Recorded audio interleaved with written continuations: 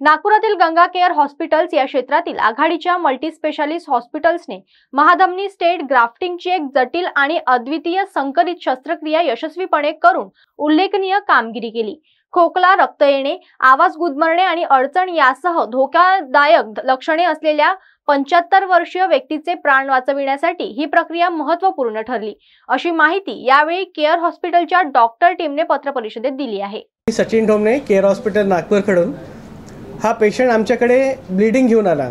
जसा खोकलायचा तसा ब्लड जायचा और इसकी कंडीशन ऐसी थी कि वो वॉइस चोकिंग था, उसे बात करते वक्त उसका वॉइस चोक हो रहा था, खाना खाते वक्त निगलने में तकलीफ़ हो रही थी, सांस लेने में तकलीफ़ हो रही थी और सबसे मेजर इम्पॉर्टेंट सिम्टम यानी खांसी से ब्लड जाना। जैसे ही पेशेंट हमारे पास चलते हुए आया, हमने इमीडिएटली उसका सीटी स्कैन किया चेस्ट का। सीटी स्कैन में हमें पता चला कि एक बड़ा सा खून का गोला, जिसे हम एन्यूरिज्म गुब्बारा कहते हैं, वो चेस्ट में है। हार्ट से निकलने वाली जो बड़ी नस रहती है, जिसे हम एवर्टा कहते हैं, वो नस से ये खून का गुब्बारा आ रहा था और वो टाइम बम की तरह रहता है चेस्ट में। एक बार फटा तो बार बार फट सकता है और हम लोग देख रहे थे कि पेशेंट चलते हुए आया, लेकिन ये हम लोग बचा पाएंगे इसे या नहीं बचा पाएंगे हमको नहीं पता। उसका रीज़न ये है कि इसको जो ग्राफ्ट रखते हैं ट्रीटमेंट के लिए, वो मुंबई और दिल्ली से मंगाना पड़ता है। नागपुर में ग्राफ्ट्स अवेलेबल नहीं रहते हैं। तो एज ए टीम हमने सब मिलके काम किया है। सब हमारी टीम रहती है, interventionalist, cardiologist, cardiac surgeon, intensivist, anaesthetist, हम लोग की एक टीम रहती है। एज ए टीम अप्रोच करते हैं ऐसे पेशेंट को। सो एज ए टीम ये सक्सेस है पेशेंट का कि आज पेशेंट ऑपरेशन के पश्चात चलते हुए आया है हमारे पास। उसके सारे सिम्टम जो थे, जैसे ब्लीडिंग होना कफ के थ्रू, उसको सांस लेने में तकलीफ़ होना, उसको निगलने में तकलीफ़ होना, वॉइस का चोकिंग, ये सब कुछ क्लियर हो गया है आज। विदिन 5 डेज़ हम इसको डिस्चार्ज कर चुके थे पेशेंट को। ये एंडोवास्कुलर स्टेंट ग्राफ्टिंग जो प्रोसीजर है, इसमें केवल सुई कांटों को इतना छेद करके पैरों से हम लोग ब्रेन की, हार्ट की, हाथ की, पैर की नसों में जाते हैं और इसका इलाज करते हैं, जिसे हमको एंडोवास्कुलर इंटरवेंशनल प्रोसीजर कहते हैं। बिलीव मी, इसमें हमको चेस्ट या बॉडी पार्ट ओपन करने की ज़रूरत नहीं रहती है। केवल पैर से ही ब्लड वेसल तक पहुंचाया जाता है, उसको एंडोवास्कुलर पद्धति से उसका इलाज किया जाता है।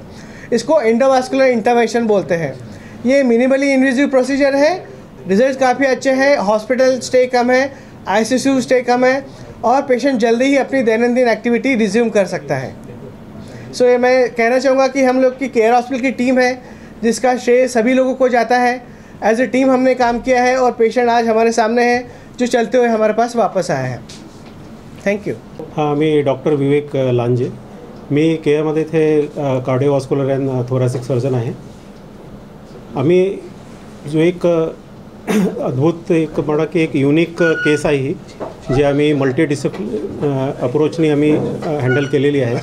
याच्यामध्ये सर्जन, इंटरव्हेन्शनल रेडिओलॉजिस्ट, कार्डिओलॉजिस्ट, ॲनेस्थेटिस्ट, कार्डियक ॲनेस्थेटिस्ट आणि बाकीचं जे आमचं वर्किंग स्टाफ आहे कॅथलॅबमधलं आणि ओटीमधलं, यांनी सगळ्यांनी मिळून एक अत्यंत सक्सेसफुली हा एक सर्जरी केलेली आहे।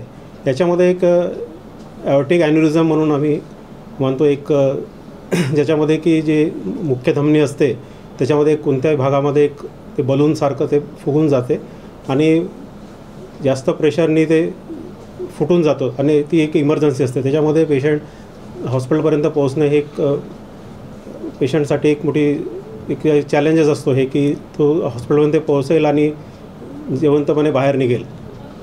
तर लकीली हा पेशंट आमच्याकडे जे आले, एओर्टिक रप्चर झालेला होता आणि लगेच आम्ही डिसिजन घेऊन त्याच्यामध्ये आम्ही मल्टीडिसिप्लिनरी अप्रोचनी त्याला टॅकल केलं। याच्यामध्ये आम्ही सगळ्यात आधी जे आपले नेक वेसल्स आहे त्याच्यामध्ये आम्ही डी ब्रँचिंग म्हणतो आम्ही, त्या पद्धतीने ते वेसल्सनी आम्ही ग्राफ्टनी त्याला 2 जे नळ्या असतात ब्रेनकडे जाणाऱ्या, त्यांच्यामध्ये आम्ही ग्राफ्टनी त्यांना रक्तपुरवठा जे आहे वळवलेला आहे त्याच्यामध्ये। आणि त्याच्यानंतर आम्ही जो स्टेंट टाकलेला आहे, खालची जे नस असते फिमोरल आर्टरी, त्याच्यामधून आम्ही तो स्टेंट डिप्लॉय केलेला आहे। तो स्टेंट आपल्याला ते ॲन्युरिझमच्या थोडा वरती घ्यायचं होतं, त्यामुळे आम्हाला ते डी ब्रँचिंग करावं लागलं। अन्यथा ते दोन्ही जे नसा आहेत ते बंद होऊन पेशंटला पॅरालिसिस आणि पेशंट कोमामध्ये गेला असता। तर ब्रेनचं फंक्शन आम्हाला प्रिझर्व करण्यासाठी आम्हाला ते दोन्ही जे ब्रँच आहेत त्यांना आम्हाला डिब्रँचिंग म्हणून ग्राफ्टनी त्याला आम्हाला रक्त पुरवठा जे आहे ब्रेनकडे वाढवण्यात आलेला आहे. आणि जो स्टेंट आहे तो नॉर्मली ॲन्युरिझमच्या समोर जाऊन त्यांनी कवर केलेला आहे आणि ॲन्युरिझमच्या खाली नॉर्मल जागेला कवर केलेला आहे. त्यामुळे आता ती जागा एकदम कवर झालेली आहे आणि तो रक्त जो स्त्राव होत होता तो पूर्णपणे बंद झालेला आहे. त्याच्यामुळे पेशंटला 2 प्रकारे फायदा झालेला आहे. एक तर तो रप्चर्ड ॲओर्टा आहे तो कंटेंट रप्चर होता तो सील झालेला आहे आणि दुसरं ब्रेनकडे जे ब्लड सप्लाय आहे ते पूर्ववत आता सुरळीत सुरू आहे आणि पेशंट चालता बोलता आणि तो चालू शकतो आणि बोलूही शकतो. आणि आज त्याला 10 दिवस झालेले आहेत. पेशंट आज फॉलोअपला आलेले आहेत. तर पेशंट एकदम स्टेबल आहे. कोणतंही त्यांना न्यूरोव्हास्क्युलर डिफिसिट जे म्हणतो आपण ऑपरेशननंतर ते झालेलं नाही आहे आणि टाके पण चांगले निघालेले आहेत आणि जखम चांगल्या सुकून पेशंट तंदुरुस्त आहे.